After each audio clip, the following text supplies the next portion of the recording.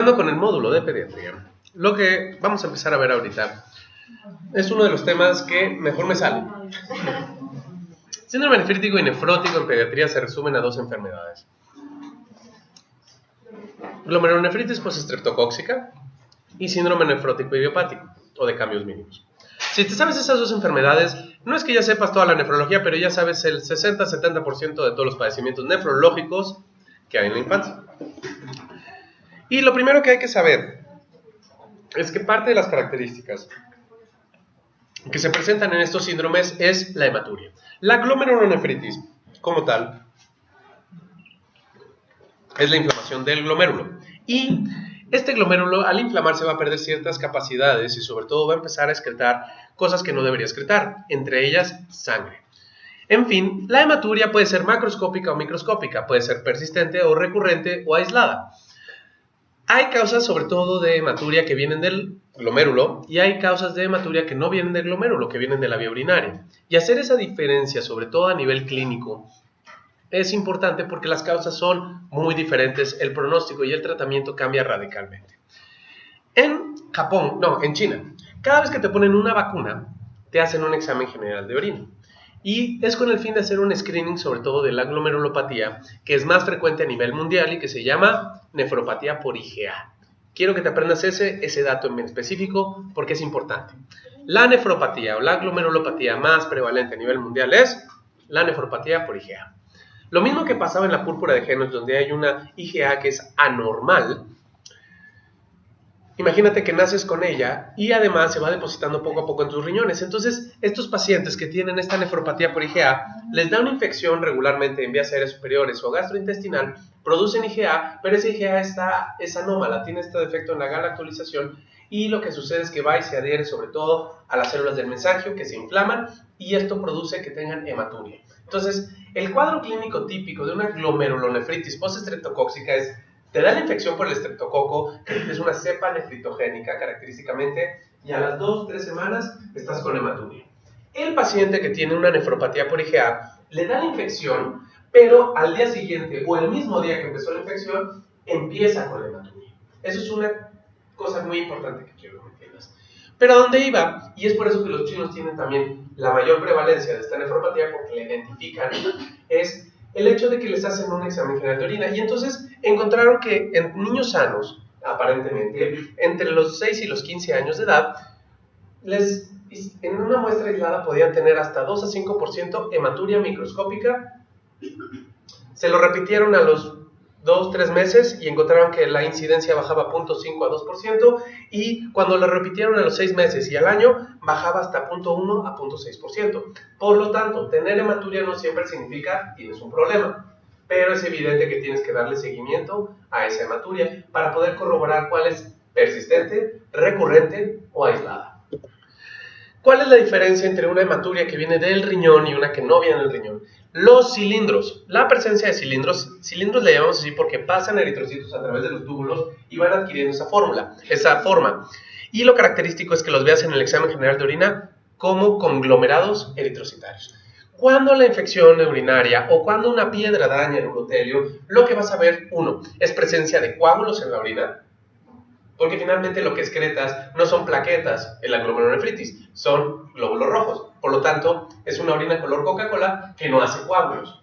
Lo que sucede en la vía urinaria es que cuando rompes algún vaso, sobre todo del urotelio, o la mucosa se expone, lo que vas a tener son francos eritrocitos bien formados, sin alteraciones, pero sobre todo va a haber coágulos en la orina. ¿Estamos de acuerdo?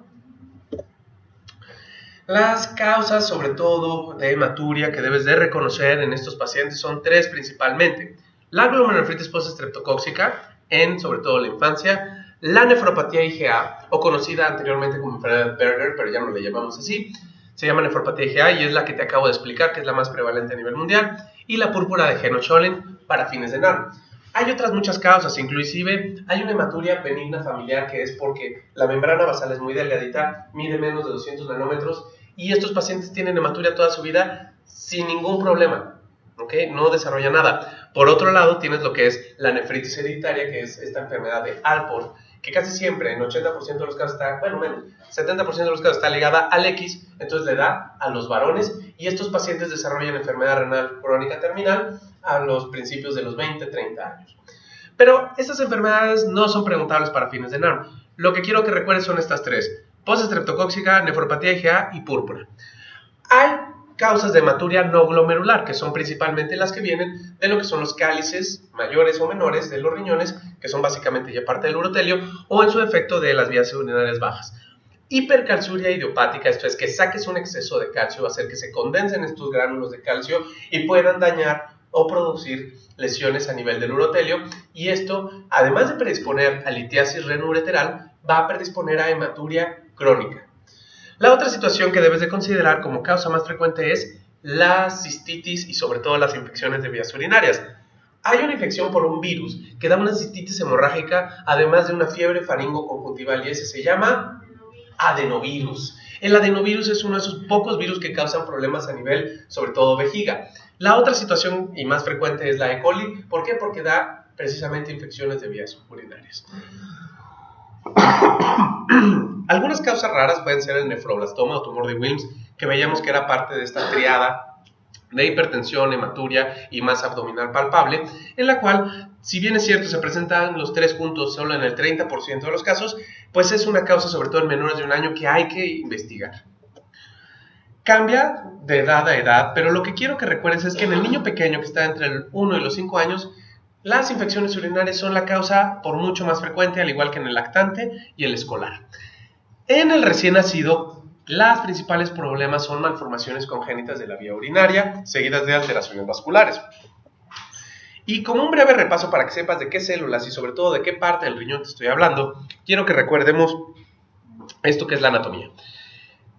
Arteriola aferente es la que lleva la sangre dentro de los capilares, la va a llevar a estos que son los capilares glomerulares, donde vamos a encontrar células del mesangio, que es básicamente la célula de sostén, que va a permitir que estos capilares estén embebidos y no se caigan. Y además la célula mesangial contribuye a que tengas estos efectos, sobre todo miorreflécticos, que son parte del balance glomerulotubular, que lo que va a promover es que si hay un estado de deshidratación, las células se contraigan y entonces los capilares de cierta manera disminuyan su luz y eso disminuye la tasa de filtrado glomerular.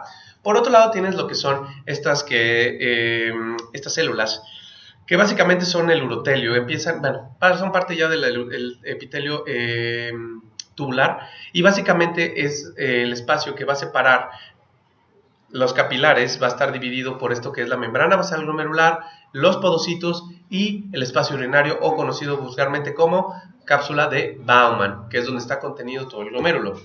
Visto desde una perspectiva más objetiva, la membrana basal glomerular es la capa que básicamente va a ser el filtro del riñón.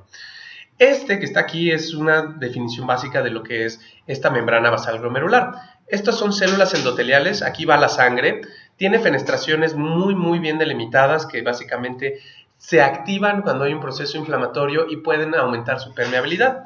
Luego le sigue lo que es la lámina basal, o la membrana basal glomerular, que es básicamente formada por tres láminas llenas de laminina, actinina, colágena tipo 4 principalmente y proteoglucanos. Y finalmente vienen estos que son los procesos podocitarios. Mucha gente no entiende qué es esto de los procesos podocitarios. Los ve dibujados, dice, pues sí, pero ¿qué son?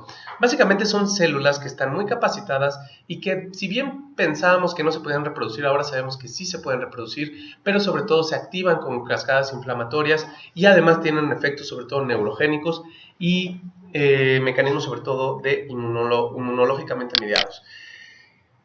Visto desde una perspectiva más real, ¿no? Estas son las fenestraciones endoteliales, este es el endotelio, aquí va un eritrocito, mira el tamaño del eritrocito en comparación de lo que son las fenestraciones, por lo tanto, cuando tú dañas esta membrana basal glomerular, tiene que estar muy dañada para que empieces a excretar eritrocitos. Esta es la membrana basal glomerular que te digo mide normalmente en personas adultas hasta 200 nanómetros y tener una membrana basal delgada puede predisponer a que pasen eritrocitos. Y la otra situación que debes de considerar son los procesos de los podocitos. Esto es un podocito. Visto en una tercera dimensión es esto lo que realmente es. Es un podocito abrazando, son procesos podocitarios. La célula en sí misma parece una araña gigante que va abrazando a los túbulos, a lo que es el capilar, y es ahí donde se da el intercambio. Esto que ves aquí es la parte cortada de esto. ¿Me explico? Ahora ya te queda claro qué es exactamente un podocito y cómo es que realmente funciona. Tienen una carga que regularmente es tanto por un gradiente osmótico, me refiero, es mayor concentración a menor concentración, pero también tienen un gradiente electroquímico, de una carga negativa a una carga positiva, y esto ayuda a seleccionar principalmente lo que no es proteína y lo que no es depurable. La urea, por ejemplo, pasa muy bien a través de esto y se filtra. Y el primer paso de la filtración es sacar un depurado del plasma que básicamente tiene la misma osmolaridad que tiene la sangre. Básicamente esto es lo que se ve en una forma más, y aquí, como ves, son las células endoteliales, lo que va a jugar un papel muy importante, el podocito para lo que es el síndrome nefrótico y la célula mesangial para la nefropatía IgA. ¿Cómo se define una glomerulonefritis? Es la inflamación del glomérulo. ¿Y qué es lo que ves aquí? A diferencia de lo que veíamos en la primera diapositiva, donde había un glomérulo normal, está llena de células inflamatorias, principalmente polimorfonucleares. En una vista de una microscopía electrónica, esto que ves aquí es la membrana basal, y esto que ves aquí, este bump o esta joroba que alcanzas a ver aquí, es un acúmulo de anticuerpos. Y en la glomerulonefritis postestreptocóxica no es que el estreptococo se vaya al riñón. Lo que sucede es que básicamente produces anticuerpos que tienen cierta similitud con la membrana basal, o en su defecto, formas complejos antígeno-anticuerpo que no son solubles y se depositan en los capilares de filtración, que regularmente estimulan ahí la cascada inflamatoria, y es cuando el glomérulo se llena de células proinflamatorias. Entonces, las enfermedades glomerulares pueden tener diferentes manifestaciones, de las cuales la verdad es que en el ENARM no te van a poner un caso de una hematuria o una proteinuria aislada. La causa más frecuente de hematuria aislada suele ser la hipercalciuria idiopática familiar. La proteinuria aislada únicamente suele ser asociada a algo que se llama proteinuria ortostática, que es que se duermen, se les quita, se ponen a hacer ejercicio y les da. Y la hematuria proteinuria aislada, que realmente son síndromes ya de enfermedades poco frecuentes. Sin embargo, lo que sí te van a preguntar en el ENARM son los dos síndromes que se pueden asociar a hematuria y proteinuria, y son síndrome nefrítico. La triada es hematuria, hipertensión y uremia. Oiga, ahí no puso oligonuria. La realidad es que la oligonuria, si bien es cierto que es parte del síndrome característico del síndrome nefrítico, no es parte de la triada, porque hay pacientes que siguen orinando, y es más, hay pacientes que inclusive desarrollan poliuria, los menos posibles. Estoy hablando de un 2 a un 7%. Por lo tanto, la triada debe ser hematuria, hipertensión y uremia. El síndrome nefrótico se caracteriza también por tres cosas que casi siempre que están presentes para poder tú diagnosticarlo, y es: tengo tengo proteinuria masiva, hipoalbuminemia y edema. ¿Por qué da el edema? Por una disminución en la presión oncótica plasmática. Entonces, ¿cuáles son los mecanismos inmunológicos que pueden desencadenar que el glomérulo se inflame? El primero son que formes anticuerpos contra un antígeno específico, como es el caso de los anticuerpos antimembrana basal glomerular, que es básicamente un anticuerpo que va dirigido a la cadena alfa 2 de la colágena tipo 4 que hay en la membrana basal glomerular, y eso hace que tanto se destruya el riñón como se destruya el pulmón. La otra situación que puede pasar es que, como te digo, en la glomerulonefritis postestreptocóxica, lo que sucede es que formas estos complejos antígeno-anticuerpo que no son solubles y son de alta densidad, por lo que se mantienen unidos y llegan al riñón, se van depositando y ahí activan su cascada inflamatoria. Y la otra situación que puede suceder, en el muy particular caso del paciente que tiene síndrome nefrótico idiopático, es que hay un estímulo antigénico que activa a las células del podocito, provoca una desorganización de lo que son los procesos podocitarios, y lo que vas a ver en la microscopía electrónica es precisamente esa fusión podocitaria. En lugar de tener estos diafragmas de hendidura, lo que vas a tener es básicamente un continuo de estos procesos podocitarios. Hay liberación de mediadores principalmente de inflamación, caracterizados sobre todo por coagulación, que esto lo vamos a ver sobre todo en las formas necrotizantes, estas glomerulopatías que son de rápida evolución, y la activación del complemento muy típica, por ejemplo, de las que son microangiopatías trombóticas, como el síndrome hemolítico urémico.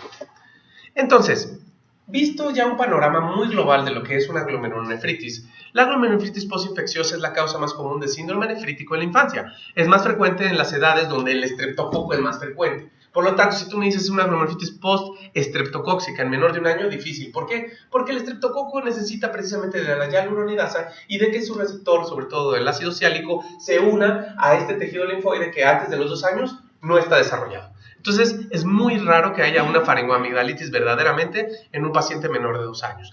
Es más frecuente en países en vías de desarrollo por el contagio regularmente y es predominio en varones. El estreptococo del grupo B, perdón, el grupo A, el beta hemolítico, el estreptococo piógenes, tiene ciertos serotipos que se han identificado, tienen más capacidad para formar estas lesiones a nivel glomerular y se llaman cepas nefritogénicas. En México la más frecuente es la 25, la 49 y la 52. El impétigo, ¿te acuerdas de cuando vimos las famosas piodermias, que eran estas lesiones blanquecinas que tenían costras mielicéricas? Ese tipo de impétigo regularmente puede ser causado por estreptococo y también puede dar una lesión muy parecida a nivel glomerular por la misma situación. Formas anticuerpos, los depositas y empieza la glomerulonefritis a formarse.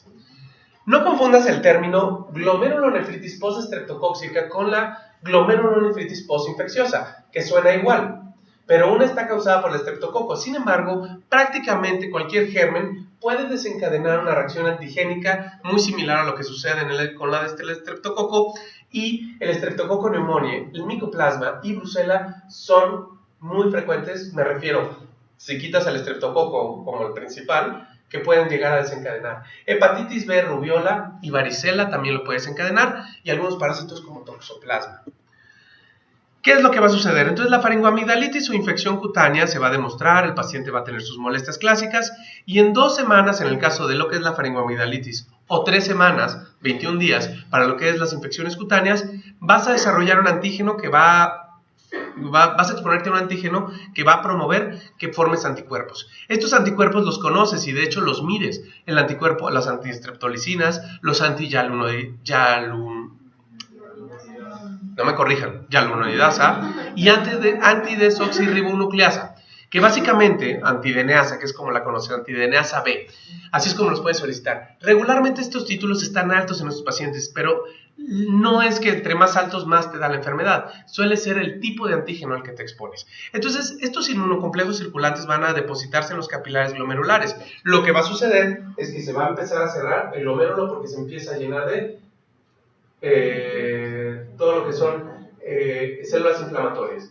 Al disminuir sobre todo la capacidad que tienes de filtración, ¿qué va a suceder? Va a haber oliguria, va a haber oligüemia, y lo que hace el riñón una vez que deja de llegarle cloro a lo que es el aparato yuxtaglomerular es activar el sistema renina, angiotensina, aldosterona. ¿Y qué va a pasar? Va a empezar a, promover la producción de un potente vasoconstrictor que se llama angiotensina 2, y por otro lado lo que va a promover es la retención hídrica porque no la estás excretando. Entonces el paciente va a tener hipertensión, edema que puede no ser, estar o no estar, pero la hipertensión y sobre todo la retención de suados, ¿de acuerdo? Disminuye la excreción de sodio, ¿por qué? Porque estás filtrando menos y lo poco que filtras tratas de reabsorberlo porque estás echando a andar todos los mecanismos para reabsorber lo más que puedas de sodio.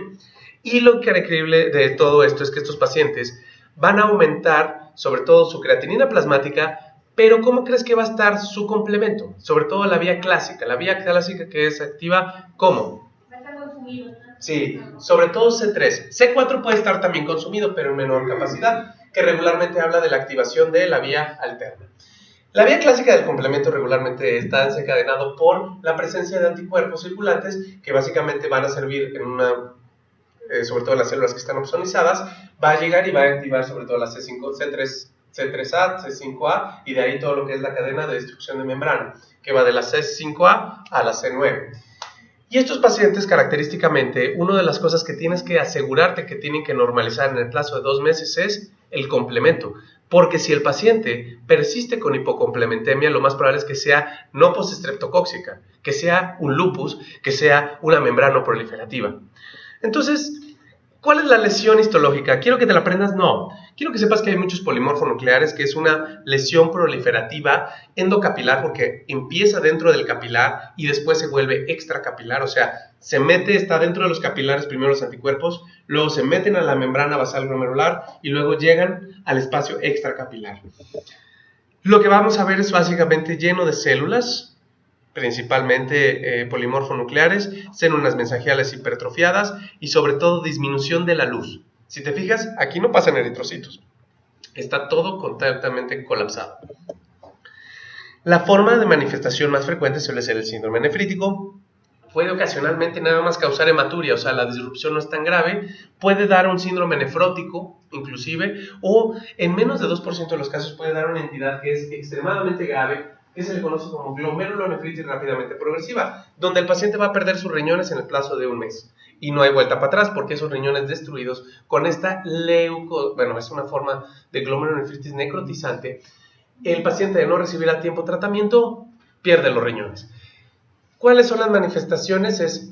Hoy tienes 1 de creatinina, mañana tienes 1.5, pasado mañana tienes 2 de creatinina y así te vas. Es un incremento paulatino pero constante de la creatinina, sin una normalización o estado basal. Y eso es lo que te hace sospechar. Quiero que te lo aprendas, solo quiero que sepas que existe, ¿ok? Para fines prácticos del ENARM, lo que te van a preguntar es cómo se manifiesta y es síndrome nefrítico. Normalmente el problema, como bien comentaron, es la retención hidrosalina y la insuficiencia cardíaca se va a hacer presente cuando el paciente ya tiene datos de una hipertensión grave, va a haber disnea paroxística por la congestión que existe a nivel de la bomba. ¿Recuerdas la famosa ley de Frank Starling, donde básicamente tú contraes tu músculo cardíaco de una manera eficiente conforme aumentas el radio, pero que llega un momento donde si sobrepasas se vuelve ineficiente? Eso es lo que pasa. Va a haber edema agudo pulmonar y en el caso muy particular de lo que es la encefalopatía hipertensiva, el paciente puede demostrar confusión, irritabilidad o datos de cráneo hipertensivo. ¿De acuerdo? El paciente 99% de las veces va a tener un complemento disminuido, la fracción C3, y eso es lo que casi siempre te hace sospechar de que es postestreptocóxica. Vale la pena, sobre todo, considerar el diagnóstico diferencial, pero lo que quiero que recuerdes es que esto se asocia a hematuria, hipertensión y elevación de azuados. Hay muchas enfermedades que lo pueden similar, por eso un paciente que no recupera el complemento, por eso un paciente que además tiene una evolución tórpida, regularmente se les hace biopsia para saber qué estamos tratando. La historia natural y el curso evolutivo que debe de llevar este paciente, que regularmente suele ser autolimitado y el mismo paciente se cura sin necesidad ni de esteroides ni de inmunosupresores, es 1. El edema, la uremia y la hematuria macroscópica va a durar en las 3 primeras semanas, la hipertensión puede llegar a durar más de un mes, mes y medio, la hipocomplementemia no debe rebasar los 2 meses, la proteinuria puede durar hasta 6 meses, la microhematuria puede durar de 1 y hasta 2 años y ocasionalmente con fiebre pueden desarrollar proteinurias intermitentes. Pero la curación casi siempre es completa y más del 90% llega al estado basal que tenía antes.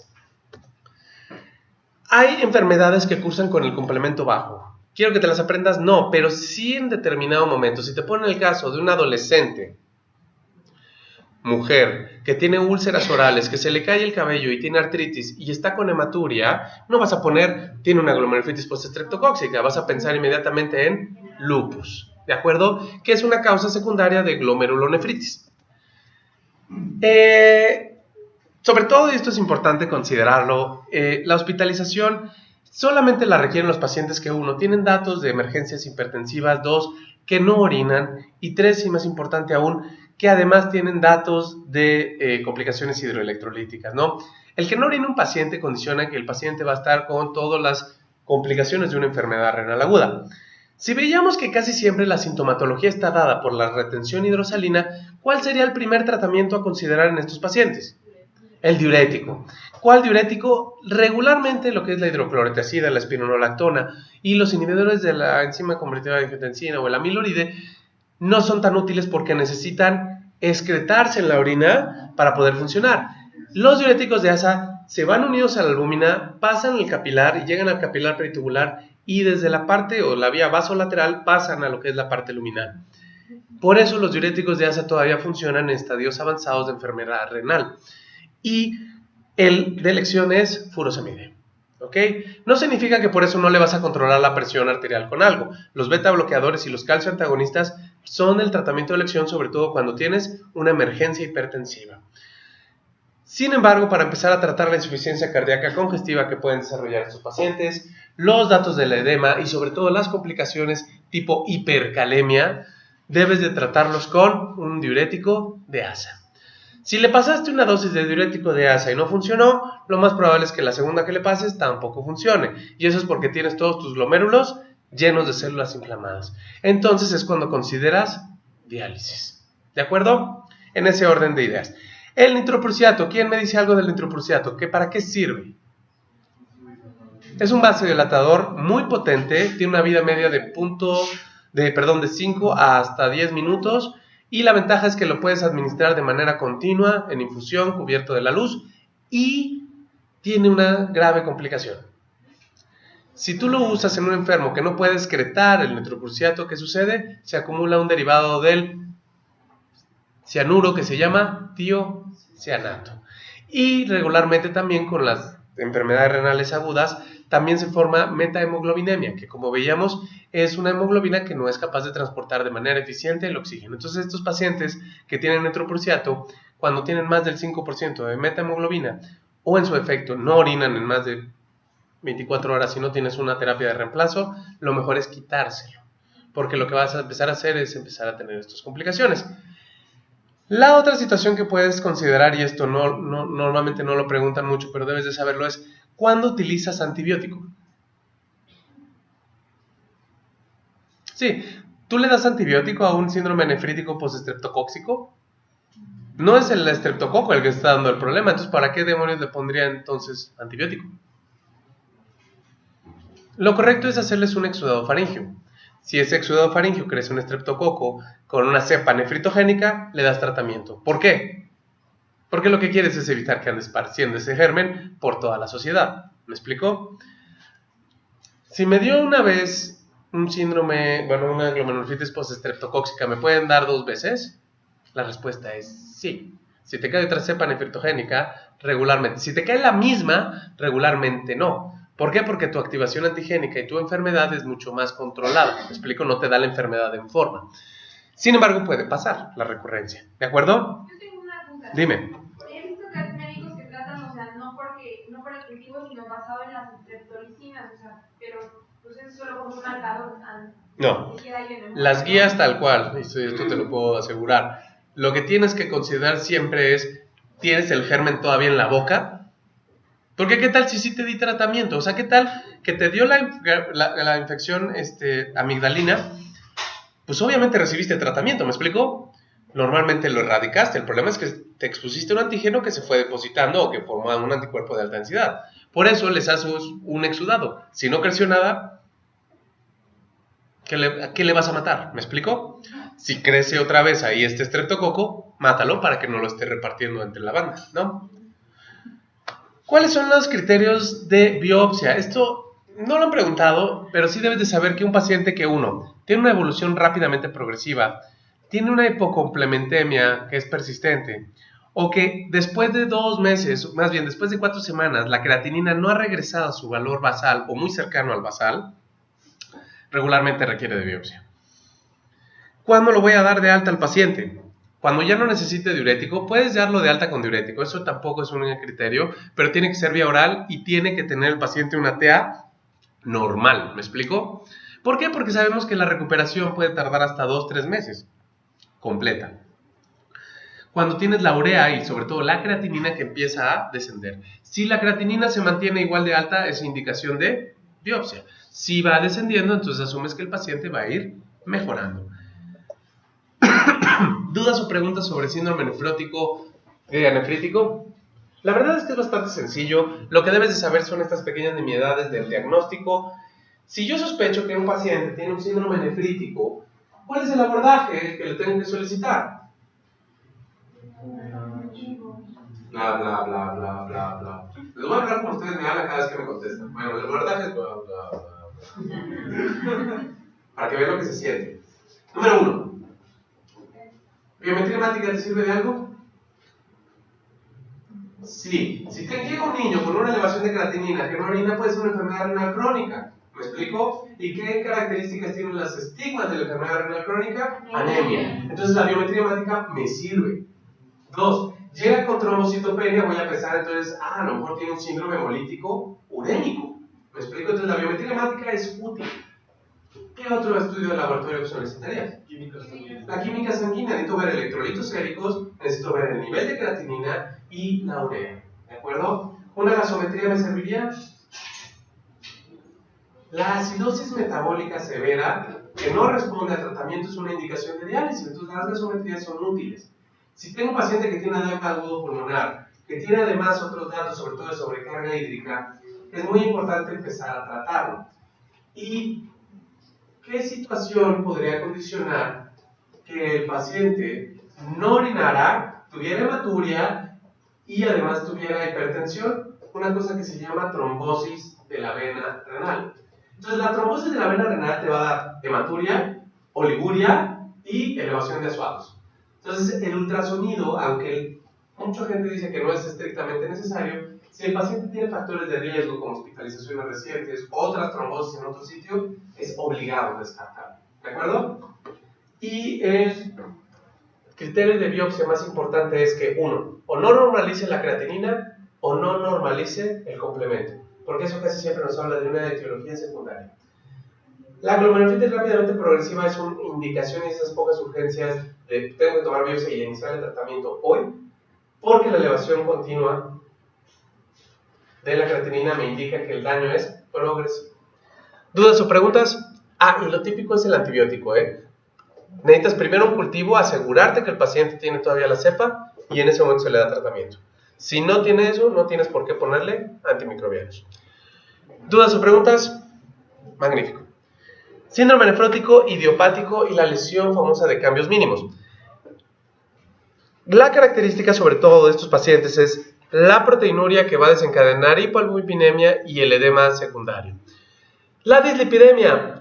Mucha gente cree que es parte de esto, pero hay síndromes nefróticos que pueden no cursar con triglicéridos y colesterol altos. Si yo te preguntara por qué le da a estos pacientes esta triglicéridos y colesterol altos, la razón es, uno, cuando tú empiezas a disminuir tu presión oncótica a nivel plasmático, el hígado empieza a promover la producción de lo que es la albúmina, pero tiene un mecanismo de limitación, ¿de acuerdo? Para producir albúmina necesitas mucha energía. Entonces lo que vas a hacer es utilizar otras moléculas que tengan capacidad osmolar que te cuesten menos energía. Y esas cosas se llaman lipoproteínas. Y estas lipoproteínas, regularmente las de muy bajo peso molecular, las VDL, o en su efecto los kilomicrones, contienen un alto contenido de ¿qué? Triglicéridos y colesterol, sobre todo el dañino, como dicen. Y lo característico es que estos pacientes tengan niveles elevados hasta 600, 800 de triglicéridos y de colesterol de 400 a 500 cuando no se ha tratado en un largo rato. Y es porque el cuerpo trata de compensar esa deficiencia de albúmina sacando otra lipoproteína que tenga acción osmolar. Evidentemente es una 15ª parte de efectivo que la albúmina en conservar lo que es el agua a nivel intravascular. Más frecuente en niños. De hecho, cuando tú tienes un síndrome nefrótico que se sale de la norma, que es entre los 1 y los 9 años, y hasta los 12 según algunos autores, regularmente suele ser idiopático y suele ser cambios mínimos. Cuando es menor de 1 año suele ser asociado a malformaciones, a alteraciones genéticas, principalmente a nivel de estos diafragmas entre podocitos, mutaciones en la podocina, que es lo que se conoce como síndrome nefrótico congénito o finlandés, y después de los 12 años, principalmente son causas secundarias.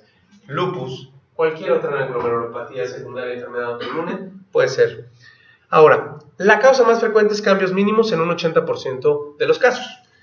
El otro 20% de los casos va a tener algo que se llama síndrome nefrótico córtico resistente, y esto suele estar asociado a un mal pronóstico en general, porque los córticos resistentes, además de que tienen cierto grado de problemas a nivel sobre todo de las moléculas, mutaciones familiares bien definidas, lo característico es que requieren inmunosupresión para evitar recaídas, tacrolimus, ciclofosfamida, ciclosporina, micofenolato.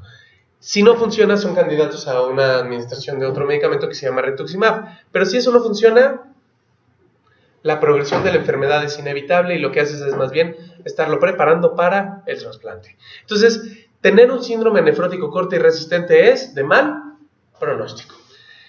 La mayor probabilidad, y esto es importante que me lo entiendas, cuando llega a mi consulta un niño que tiene un síndrome nefrótico córtico sensible, el 50 al 80% de los casos puede llegar a recaer. Entonces le explicas a la mamá que le vas a dar el tratamiento, pero que es muy probable que recaiga. Y esto es por la activación que normalmente los podocitos pueden sufrir ante enfermedades virales. ¿Y quién es el prospecto de enfermo por infecciones? El niño. Por eso, entre el año y los 9 años que te enfermas entre 10 y 12 veces de infecciones, de manera muy variada, ¿no? Y la epidemiología cambia, normalmente disminuye con la edad, pues ese niño es el que más probabilidad tiene de recaídas.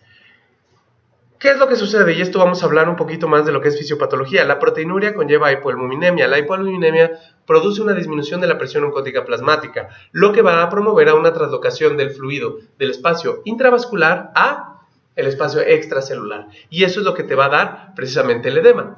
El problema de que estés perdiendo a nivel intravascular plasma y sobre todo líquido es que va a haber una disminución del volumen vascular efectivo, lo que va a condicionar que el riñón y otros sistemas, sobre todo la carótida, los receptores barométricos de la carótida, vayan a producir todos tus sistemas de defensa contra la hipovolemia.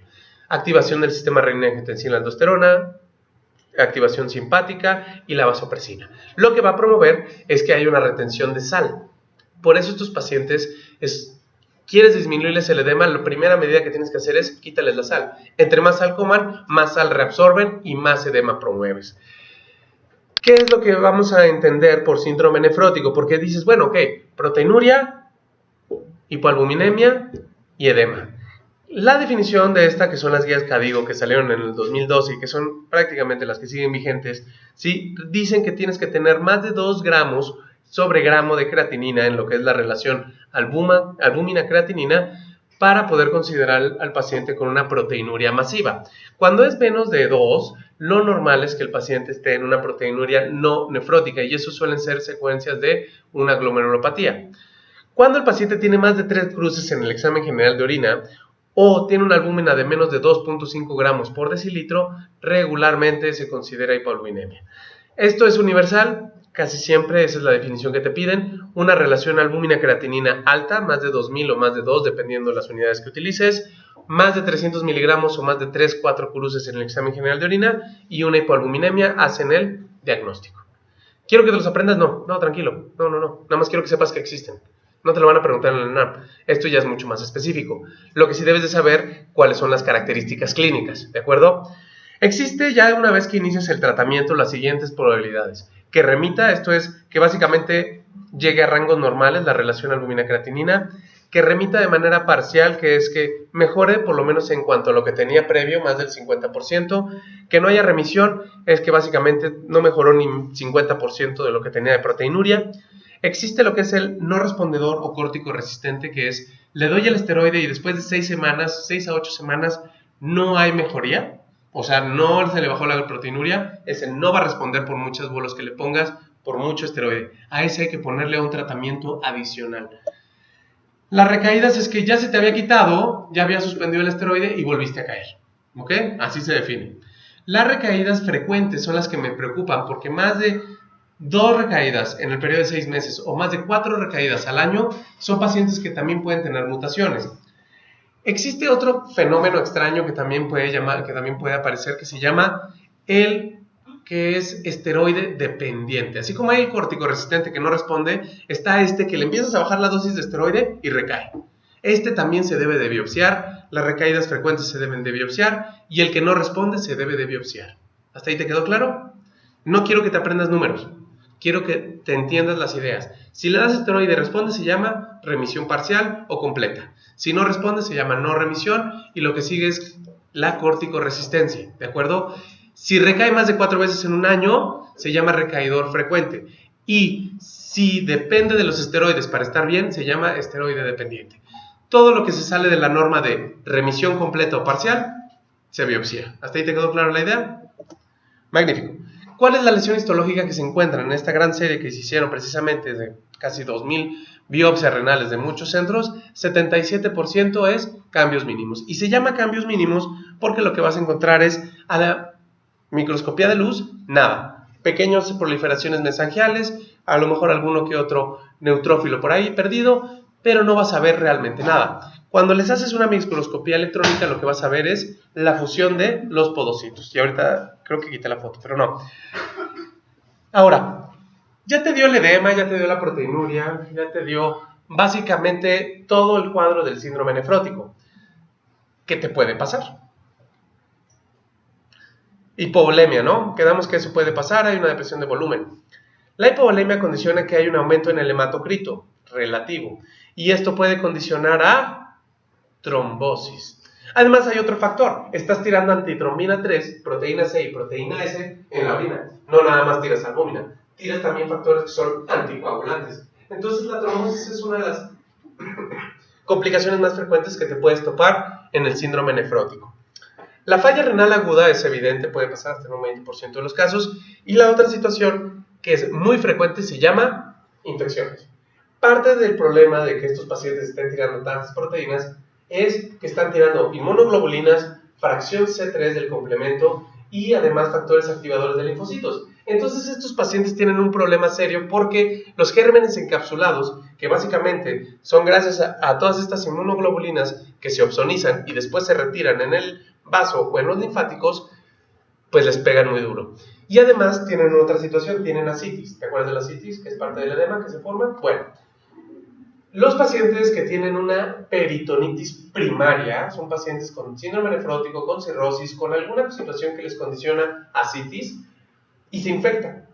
No le metiste un catéter, no le drenaste, no le pusiste nada. Eso se le llama peritonitis primaria. Y la causa más frecuente es Streptococcus pneumoniae en el síndrome nefrótico. ¿Y con qué se trata? Con ceftriaxona.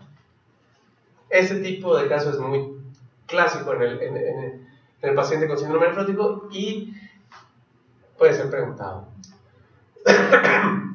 El paciente al que tú ya le picaste la panza, tienes una derivación ventrículo-peritoneal y demás, se llama peritonitis secundaria. ¿Por qué? Porque tú metiste el germen, ¿de acuerdo? Te abrieron la panza, te quitaron un órgano y después te dio la peritonitis, se llama peritonitis secundaria. Cuando no pasó nada de eso, se llama peritonitis primaria. ¿Cuándo se hace biopsia renal? Nada más para recordarte, porque además te voy a ser bien franco, son los mismos criterios de derivación al especialista. Número 1, niño que tiene menos de un año o más de 9 años, se manda al especialista. 2, hipertensión persistente o que tienes un complemento bajo. Los cambios mínimos no dan hipocomplementemia nunca. ¿Por qué? Porque es una activación local del podocito. Cuando estás consumiendo complemento hay una glomerulonefritis de base. Cuando además tienes córtico-resistencia, córtico-dependencia o recaídas frecuentes, que es más de 4 en un año, hay que enviarlo porque es indicación de biopsia. ¿Hasta ahí te quedó bien? ¿Cuál es el manejo? El manejo inicial es el que quiero que te aprendas. No quiero que te aprendas todos los demás inmunosupresores porque además no es algo que te vayan a preguntar. Es algo que ya debe manejar un especialista. ¿Qué es lo que debes de considerar? La prednisona es el tratamiento, ¿de acuerdo? Inicial. En menores de 10 kilos se va a dar un tratamiento de 2 miligramos por kilo por día. Esta teoría de, oye, vamos a dividirlo 3/4 partes, ¿no? En la mañana y 1/4 parte en la noche, con el fin de suprimir menos el eje, sobre todo adrenal, es un mito para el niño con síndrome nefrótico. Para otras patologías, sobre todo insuficiencia renal primaria y sobre todo cuando estás tratando de reactivar ¿cómo se llama? Una glándula suprarrenal, puede ser útil. Pero para el niño con síndrome nefrótico, la dosis se le da en una sola toma por la mañana y de preferencia en ayuno. 2 miligramos por kilo o 60 miligramos por metro cuadrado es lo que se conoce como dosis plena de esteroide. ¿De acuerdo? ¿Cuánto tiempo se lo voy a dar? Se lo voy a dar diario por 4 a 6 semanas. Si en ese plazo no hay remisión, le doy otras 2 semanas, o sea, para completar 8 semanas. Y si no hay remisión, se convierte en corticoresistente y se tiene que biopsiar. Si en 4 semanas remite, se le va a pasar a lo que es el esquema de días alternos. Y ya una vez remitido el cuadro, se le va a ir disminuyendo la dosis de esteroide y normalmente se le baja a 1.5 miligramos kilo, pero en días alternos, esto es, un día sí, un día no, un día sí, un día no. O en su efecto, si es mayor de 10 kilos, a 40 miligramos metro cuadrado día. ¿Cuánto tiempo se le va a dejar? Entre 3 y 5 meses. Si lo dejas 5 meses, previenes recaídas, pero también promueves más complicaciones por el uso de esteroides. Si lo dejas 3 meses, menos complicaciones por el uso de esteroides, pero más recaídas. Entonces, ponen una balanza. Si el paciente ya recayó al mes y medio de que le suspendiste el esteroide, pues déjale su esquema normal, pero 5 meses. Para que no le tengas otra vez que subir la dosis a dosis plenas, ¿de acuerdo? Y eso es todo lo que quiero que sepas del tratamiento del síndrome nefrótico. 6 a 8 semanas de esteroide a dosis plena. Si hay respuesta, se le cambia a DS alternos. Si no hay respuesta, se manda a biopsia. ¿Hasta ahí vamos bien? ¿Está fácil? Listo, terminamos 2 años de nefrología pediátrica en 20 minutos. ¿Dudas o preguntas sobre síndrome nefrítico o síndrome nefrótico? La verdad es que son 2 enfermedades que debes de dominar y sobre todo es la probabilidad de que el paciente sobre todo tenga problemas. Okay. La probabilidad de que el paciente tenga problemas en estas 2 enfermedades, si las tratas a tiempo y de la manera adecuada, es mínima. El síndrome nefrítico, 90% va a causar airoso, 10% le va a ir mal porque va a quedar con una función mal del riñón. Y en el síndrome nefrótico idiopático, creciendo se les va a quitar el síndrome nefrótico. Si le das el tratamiento con esteroides, evitas las complicaciones como trombosis, infecciones y sobre todo la desnutrición crónica. ¿De acuerdo? ¿Dudas? Magnífico. Rinitis alérgica, y esto creo que va a ser todo lo que vamos a ver hoy, por el cansancio que todos estamos viviendo. Sí, porque ya veo que atrás están muriendo varios. Bueno, rinitis alérgica en pediatría es bastante más frecuente de lo que te imaginas. La rinitis alérgica es una enfermedad, es un estado inflamatorio de la mucosa nasal que está mediada principalmente por IgE. Y aunque no siempre está mediada por IgE, la causa más frecuente en pediatría suele ser este antecedente de atopia.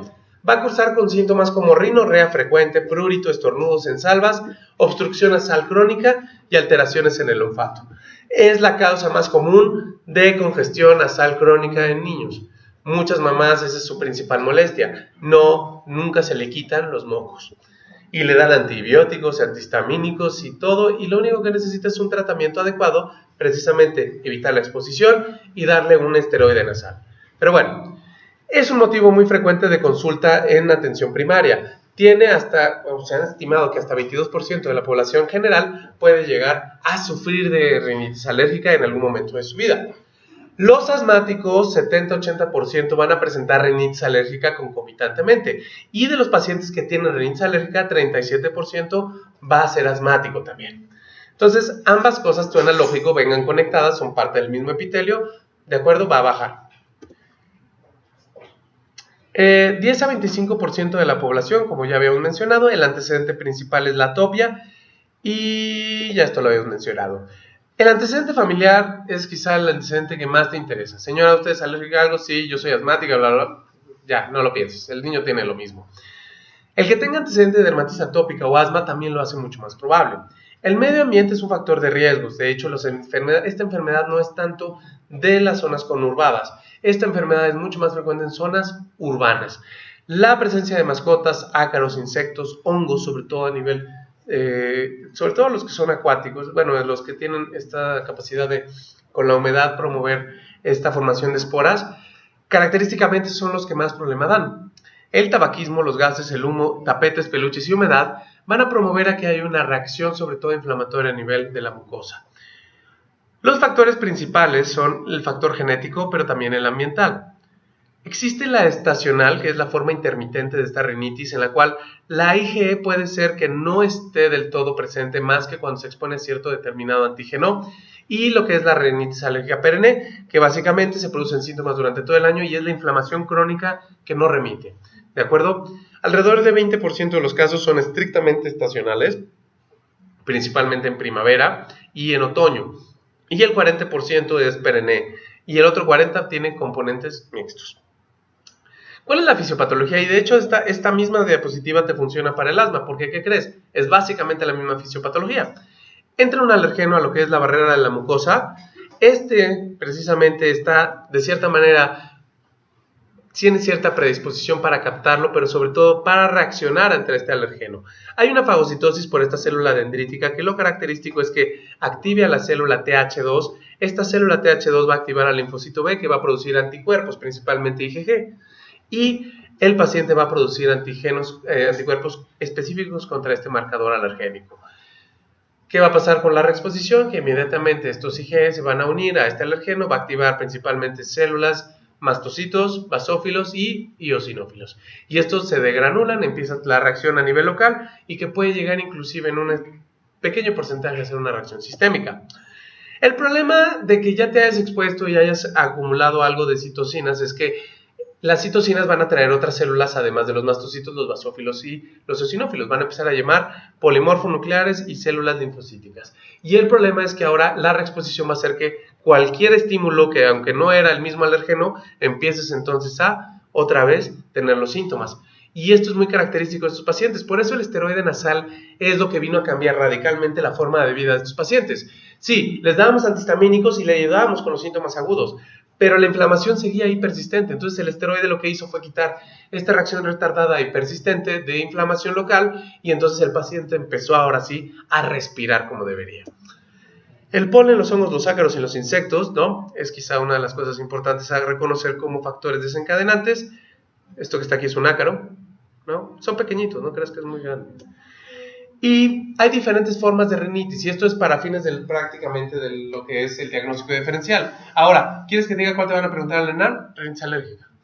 Hay otras, por ejemplo, lo que es la ocupacional, esta otra que es la poliposis nasal con reacción alérgica a la aspirina, ¿no? Esta asociación pólipos nasales, alergia a la aspirina y rinitis alérgica es característica. Sin embargo, la que debes de recordar es que también puede haber estas rinitis vasomotoras, que normalmente es una persona que está en un ambiente húmedo, bla, bla, bla, y de pronto sale a la calle, es un ambiente seco, le da. Si está en un ambiente caliente y sale el frío, le da. Si está en un ambiente frío y entra uno caliente, le da. Y es mucho por cambios vasomotores. ¿Cuál es la diferencia con una rinitis alérgica o una rinitis estacional? Que estos cambios son desencadenados por 1, el ejercicio, 2, normalmente cambios bruscos de temperatura, y 3, son autolimitados, esto es, lleno, se llena de moco, se suena, está constantemente en el ambiente, se sale ahí otra vez y se le quita. ¿Me explico? El paciente que tiene rinitis alérgica se expone al alergeno, le da todo el brote, se va del alergeno y sigue el brote. ¿Por qué? Porque ya está toda la inflamación ahí. Hay causas anatómicas como desviaciones septales o hipertrofia de cornetes o adenoides, y otras como cuerpos extraños. Hay infecciosas, de hecho, te podría decir que es más frecuente una rinitis infecciosa en los primeros 5 años que una rinitis inflamatoria causada por alergias. Pero ¿cuál es la ventaja? Que la rinitis, sobre todo infecciosa, no nada más se acompaña de esto, se acompaña de fiebre, se acompaña de otros síntomas o manifestaciones. Alérgica o estacionales es durante el cambio de las estaciones, y en la alérgica perenne es que hay un alergeno que normalmente es frecuente, y la causa más común que se ha identificado, y esto según en la revista esta de los Archives of the Allergy Diseases, dice que la causa más frecuente es el polvo de la casa. Entonces o lo cambias de casa, lo metes en una burbuja o le das un esteroide nasal. La clasificación de la rinitis alérgica es muy parecida a lo que vemos en el asma. Y digo, el brote regularmente no es tan llamativo, no llegan al hospital como, oh, tengo obstruida la nariz, como lo harían en el asma. Pero sí hay que es muy importante ver los días a la semana. Si tiene menos de 4 días por semana y tiene síntomas intermitentes con realmente poca afectación de su calidad de vida, esto es, actividades laborales, el sueño y sobre todo, bueno, entonces le va a ir bien en la vida y este paciente regularmente responde bien. El paciente que tiene más de 4 días y el paciente que tiene ya alteraciones, sueño normal, incremento del sueño diurno o en su defecto ya alteraciones laborales, este paciente regularmente puede desarrollar problemas cardiovasculares a largo plazo, porque una de las asociaciones que hay es hipertrofia adenoidea, hipertrofia sobre todo, y algo que se llama SAOS, que significa... Muy bien. ¿Cuáles son los síntomas que te van a pedir que identifiques en el ENAR? La obstrucción nasal. El respirador nasal, y esto lo ves desde que entra por la puerta de tu consultorio, es... y respira por la boca, ¿no? Hay una voz nasal, hay un babeo continuo, y inclusive la mamá te refiere que hasta cuando duerme ronca, y ronca mucho. La rinorrea regularmente es totalmente constante, suele ser acuosa, no suele asociarse, a menos que el paciente esté metiéndose el dedo en la nariz, a epistaxis realmente, y el paciente puede tener estos cuadros de aerofagia y dar un poco de dilatación o a problemas abdominales. Estornudos que regularmente son en salva, o sea, no es uno, suelen ser 6, 7 juntos. El prurito nasal, estos pacientes característicamente, cuando es sobre todo estacional, lo que refieren es prurito en la nariz. Y estos pacientes sangran de la nariz por eso, no por la alergia perenne, sino por el problema de que les da mucho prurito. Entonces son pacientes que están metiéndose el dedo, tratando si le das un desatornillador llegarían, ¿no? Y puede haber inclusive edema periorbitario, y esto también está bien escrito, quemosis, y una característica muy importante en cuanto a los signos, sobre todo clínicos, son estas famosas líneas de Dennis-Morgan. Pero el problema... bueno, no, nunca les des la mano a uno de estos, está lleno de moco. Sí, estos chavos, mira, este saludo nasal famoso, ¿no? La realidad es que es así. Así es el saludo nasal típico, porque además el niño lo que hace es esto, y el adulto hace lo mismo. Pero bueno, seguramente tendrás a alguien que le hace, ¿qué onda? No lo hace a propósito, pues es moquito, claro, pues, con algo de eosinófilos, nada más. Desgraciadamente esta enfermedad no se queda en la nariz, y es muy importante porque además se ha asociado con problemas psicológicos, fatiga, irritabilidad. Son niños que además están de malitas todo el tiempo. Imagínate tener la nariz tapada todo el tiempo. Frustración, bajo rendimiento escolar, todo el mundo le dice que son unos burros, que se la pasan dormidos, que son unos flojos. Alteraciones, sobre todo hasta 80%, refieren microdespertares. Aunque no te das cuenta que te despertaste, no dormiste durante la noche, estuviste y te paras cansadísimo. Te va a pasar en la residencia, no te estreses, no es rinitis alérgica. Y sobre todo la otra situación es que se vuelven niños obesos por la limitación en las actividades diarias, la separación de lo que son las actividades comunales socialmente aceptadas. Pues es el niño que lo ponen de portero o ni siquiera llega a la cancha, ¿no? Es la banca, ¿no? Pues claro, se cansa, es muy rápido que se canse. El pliegue nasal transversal es un dato muy clásico, el famoso signo de Dennis-Morgan, que es este doble pliegue que está abajo de lo que es la órbita, y las ojeras son muy típicas también. Entonces, muchos pacientes se dan cuenta que su hijo no está durmiendo precisamente por las ojeras que manejan. Otras ocasionalmente pueden asociarse a desviaciones nasales. La famosa lengua saburral o lengua geográfica también es muy característica, al igual que el dermografismo que veíamos pasa en muchas enfermedades asociadas a la secreción de histamina. Entonces, en conjunto son diferentes signos y síntomas que puedes encontrar. Larga evolución se refiere que pueden desarrollar este paladar ojival, que es un paladar que está elevado, precisamente ¿para qué? Para que puedan seguir respirando. Y el prognatismo que se puede desarrollar, sobre todo a nivel maxilar, ¿de acuerdo? Lo pueden meter o lo pueden sacar. Hay niños que respiran así, hay niños que respiran para adentro. Entonces es muy importante. La historia clínica y sobre todo los factores ambientales, genéticos, son lo que te dan regularmente el diagnóstico y sobre todo la cronicidad. Un paciente que le dura una semana la rinitis alérgica, tranquilo, no es rinitis alérgica, lo más probable es que sea una rinitis viral o vasomotora. Un paciente que te dice, llevo 3 meses y nadie me cura por más antibióticos que me den, está gritando, soy una rinitis alérgica, ayúdame. ¿Cuáles son las maneras y los estudios paraclínicos que te pueden ser útiles? Número 1, los mastocitos en la piel regularmente van a dar respuestas cutáneas. Y esto lo puedes identificar sobre todo con la famosa prueba de Pikachu. Y lo que vamos a identificar son antígenos específicos. Sin embargo, el problema es que los niños menores de 1 año casi siempre tienen reacciones positivas a diferentes antígenos. Y la otra situación es cierta. Si el niño sale positivo para el perro y vive con un perro y nunca le ha dado síntomas tocar al perro, entonces no es el perro el problema. ¿De acuerdo? Entonces puede dar falsos positivos, tiene que estar libre de esteroides y antihistamínicos por lo menos 2 a 4 semanas y te ayuda a identificar antígenos específicos. La prueba es muy fácil de hacer, se dan 3 mediciones, se hacen 2 revisiones, una a las 48 horas y una a los 5 días. Y regularmente la positividad temprana hace más probable el diagnóstico, pero no es definitivo. La citología en el moco nasal, si tienes el problema de que no tienes idea de hacia dónde va la cosa o el paciente tiene datos de una sinusitis crónica, la citología del moco fecal puede ser útil. La sinusitis... ¿Qué? También puede ser útil esa, pero yo te recomiendo que si te ponen el NAR, pongan nasal, ¿de acuerdo? Y además explicarle el estudio a la mamá va a ser más difícil. La citología del moco nasal, sobre todo cuando te queda la duda si lo que estás viendo es una sinusitis, y esto sí me llamó la atención que en una de las preguntas de NARM, por ahí del 2008-2009, ponían que tenía predominio de polimorfonucleares. Entonces ahí la clave era eso. O sea, tenía el cuadro de una rinitis, tenía obstrucción, rinorrea, ronquido, que de larga evolución de más de 3 meses, con un cambio de estación, y lo increíble es que tenía fiebre intermitente. Entonces tú ibas diciendo, no, esta es una rinitis alérgica, pero le hacen la citología de moco nasal y salían polimorfonucleares. Lo que te estaban diciendo es que el paciente tiene una sinusitis crónica. Si lo que tienes predominio de eosinófilos, agua pasa por mi casa, esto es una rinitis alérgica. La IgE en sangre es útil, sí. De hecho, suele encontrarse aumentada en niños tanto de asma como con rinitis, 60% de las veces elevada. ¿De acuerdo? Ahora, ¿es específica de algo? No. Vimos que parásitos lo pueden hacer, problemas alérgicos, medicamentos, vancomicina, mimpenem, amoxicilina, ácido clavulánico pueden inducir a eosinofilia. Entonces, estos pacientes, desgraciadamente, si no es bien es algo específico, pero tienes un cuadro clínico compatible, IgE elevada, agua pasa por mi casa.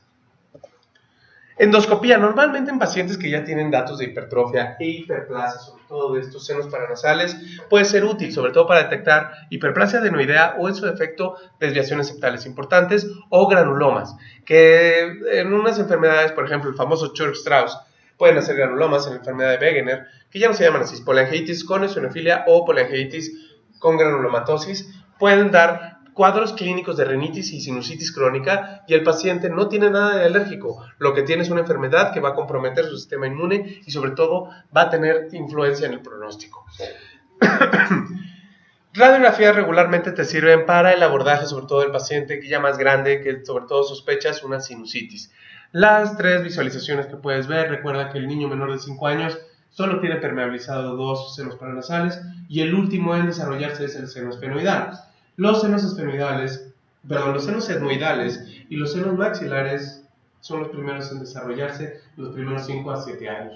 Entonces, estas sinusitis crónicas regularmente son asociadas a cuadros repetitivos y una cosa puede llevar a la otra. La rinitis es el principal factor de riesgo para desarrollar sinusitis. Entonces, no significa que una contravenga a la otra, pero una sinusitis crónica la vas a tratar con antimicrobianos y una rinitis alérgica la vas a tratar con esteroide nasal. ¿De acuerdo? La prevención primaria, ¿cómo se previene la rinitis alérgica? Lactancia materna reduce casi al 60% de riesgo de desarrollar una enfermedad autoinmune, alérgica e infecciosa. Yo no sé por qué demonios siguen vendiendo fórmulas. Deberíamos estar creando bancos de leche. Es más, que te paguen por tu leche. No, eso no lo dije.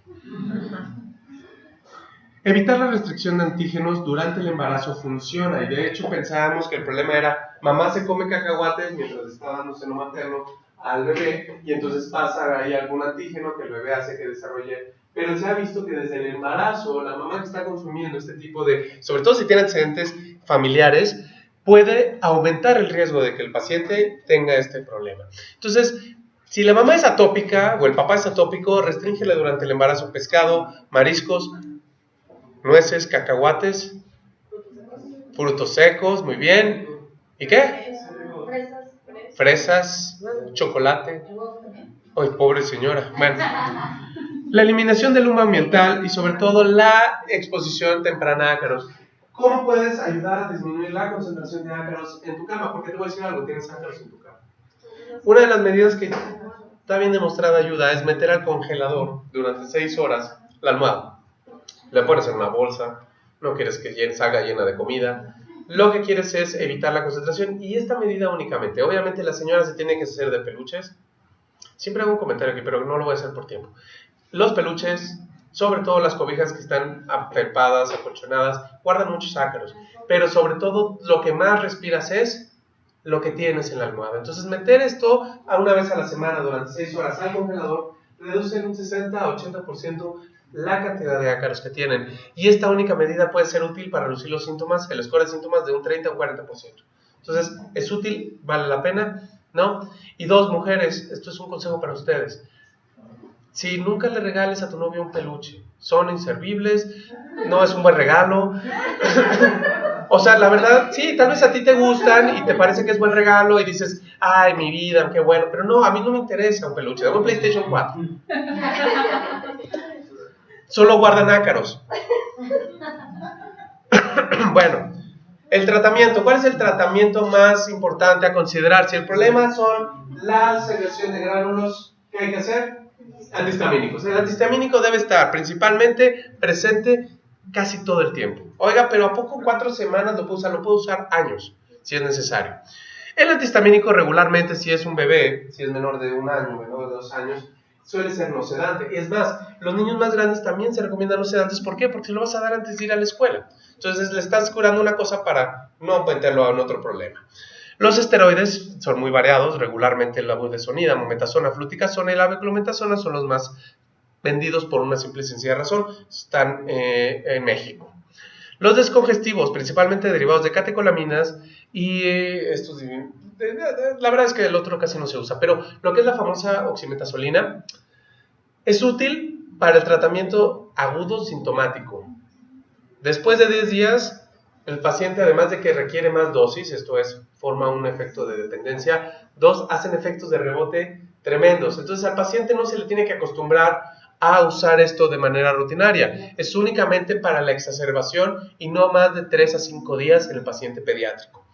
Los antileucotrienos, el Montelukast, el Sulfilocast y el Pralucast, el único que tenemos en México disponible es el Montelukast, demostraron ya una efectividad muy buena para sobre todo disminuir el uso de esteroides, pero sobre todo para los síntomas que están asociados a cambios estacionales.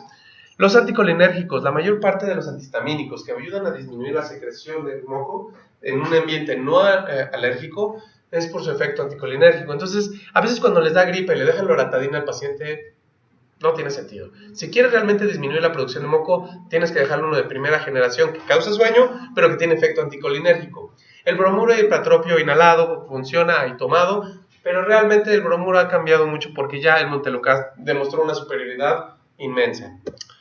Ups. Perdón, qué pena. No se preocupen, solo son 139 diapositivas. Vamos a la 20.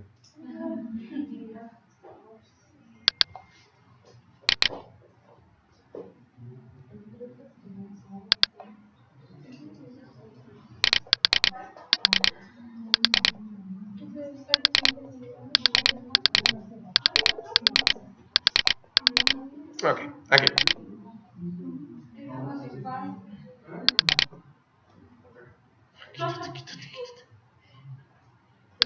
Ahí está. Muy bien. Ahora, ¿cuál es el tratamiento que tenemos que... okay. La rinitis probablemente no se trata igual que como en el asma, ¿no? La verdad es que la intermitente leve, que es menos de 4 días, le dura menos, quítale los alergenos, evita los cambios bruscos de temperatura y en caso necesario, descongestivo nasal. La mayor parte de las rinitis que tienen esta característica de ser intermitente leve no llegan a tu consultorio. No, pues le dio rinitis, le salió moco, se le quitó. Ya. ¿Cuál es el verdadero problema? Cuando ya empieza a desarrollar más de 4 veces síntomas a la semana. Cuando el paciente empieza a tener afección en el estado. Y ahí es cuando empiezas la triple terapia, que regularmente consiste en corticoterapia intranasal, que suele ser por lo menos durante 3 meses para tú poder ver un beneficio. Número 2, los antihistamínicos orales predominantemente y ocasionalmente lo que son los derivados de las cromonas o lo que es el famoso cromoglicato de sodio. En revisiones recientes, como te dije, el Montelukast ha sustituido por mucho al cromoglicato de sodio. ¿Cuál es el gran problema aquí en México? Y por lo que en estas guías famosas áreas todavía lo recomiendan en países en vías de desarrollo, es el precio. Cuando compras el precio del cromoglicato versus el que tiene el Montelukast, y estás hablando de una enfermedad que el 22% de la población puede llegar a padecer, ya no sale tan rentable.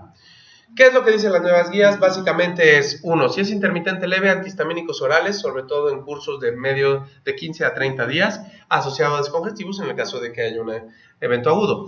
Los corticoides inhalados, y estoy hablando de los descongestivos, principalmente los que son administrados a nivel local, junto con antihistamínicos orales son el tratamiento de sostén de cualquier rinitis alérgica. Para que el esteroide funcione tiene que haber por lo menos 3 meses de duración en el tratamiento. Si la sintomatología es únicamente nasal, y esto es importante, porque cuando veamos asma, vamos a ver que están concomitantemente ambos síntomas, tanto arriba como abajo. Entonces mucha gente pregunta, oiga, entonces, ¿le dejo un esteroide nasal más un broncodilatador o un broncoinhalador? La respuesta es no. Si ya le estás dando un esteroide inhalado, ya no necesitas dejarle un esteroide tópico. ¿Me explico? Porque recuerda que toda la vía aérea está conectada. Entonces, el esteroide tópico funciona a nivel nasal, pero el broncodilatado, el inhalado, funciona a nivel completo, ¿de acuerdo? Porque lo que hace es desinflamar con poca absorbancia, porque sí se absorbe, y lo que hace es un efecto local, pero a nivel de lo que es la vía aérea. Después, sobre todo estos dos son los medicamentos que quiero que recuerdes. Ahora, si hay una persistencia de los síntomas, la consideración de la inmunoterapia, sobre todo si hay un desencadenante específico, es una opción, sobre todo para el que persiste con síntomas a pesar de los esteroides inhalados. Entonces, considéralo en el paciente que te dicen es alérgico a cierto Uraflor, cierto ambiente. Este paciente puede ser considerado un candidato para la inmunoterapia. Si no mejora, sobre todo ya la rinorrea es grave, ya tienes antihistamínicos topados, ya tienes esteroides topados, lo que sigue, además de los anticolinérgicos, es el uso de montelukast. ¿Cuáles son los antihistamínicos que regularmente recomiendas? En menores de 6 meses realmente solo hay uno que está como más estudiado, que es la famosa levocetiricina. Es caro, poco útil para el paciente regularmente que tiene más, o sea, que puede tomar otros, o sea, no es mejor, no es más efectivo, pero tiene un perfil de seguridad que está estudiado sobre todo en lactantes menores de 6 meses. Para el paciente que ya tiene más de 6 meses puedes darle cetiricina o en su defecto puedes utilizar desloratadina. Para el paciente que ya pasa de los 2 años, cualquier antihistamínico es bueno. Los de primera generación recuerda que pasan la barrera hematoencefálica y por eso causan sueño y además tienen un efecto anticolinérgico. Entonces, si el paciente persiste con rinorrea a pesar de tener un antihistamínico de segunda generación, puedes hacer el switch a uno de primera generación y tienes este beneficio del efecto anticolinérgico con el riesgo de que padezca sueño diurno.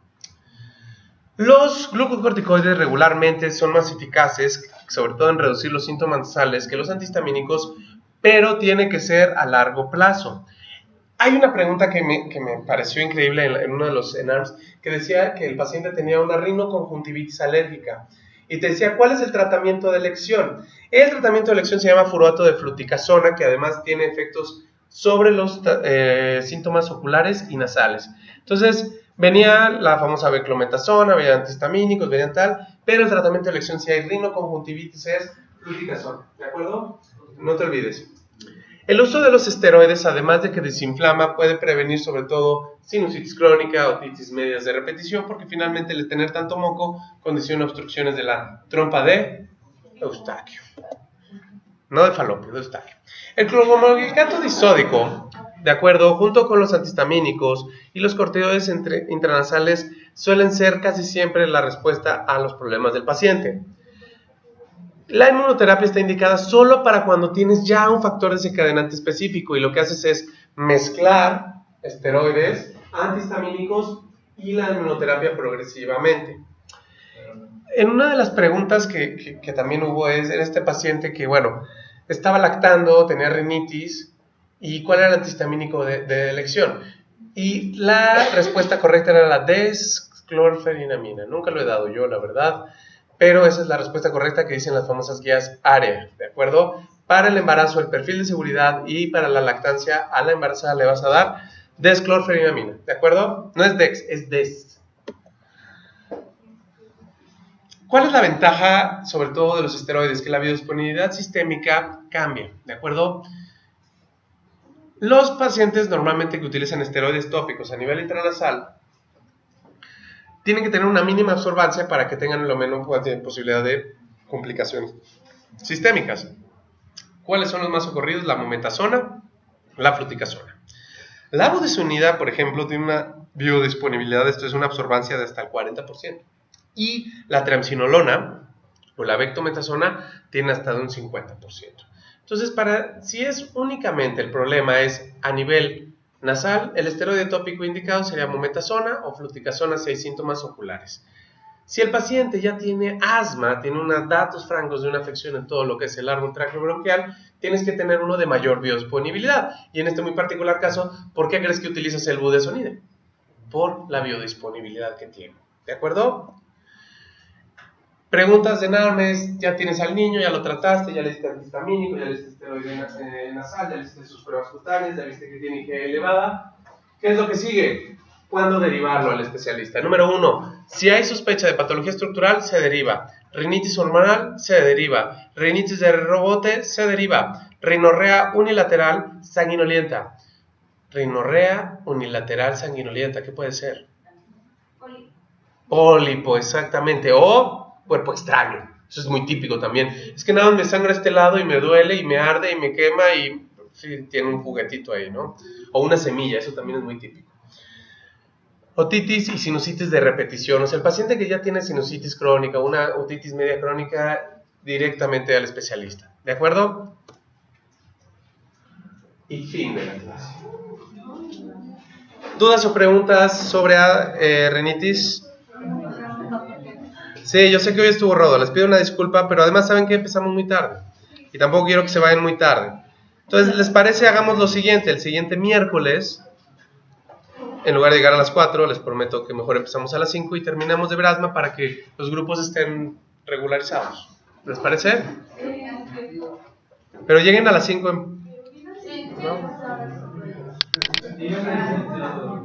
¿Quieren